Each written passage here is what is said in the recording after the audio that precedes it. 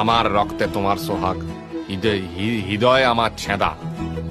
গোলাপগুলো নেতিয়ে গেছে, তাই এনেছি গেঁদা। আমি কি মাসি তলা?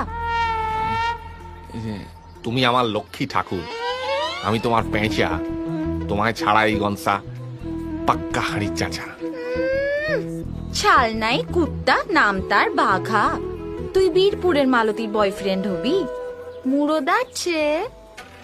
হ্যাঁ, I love you too love me too love two.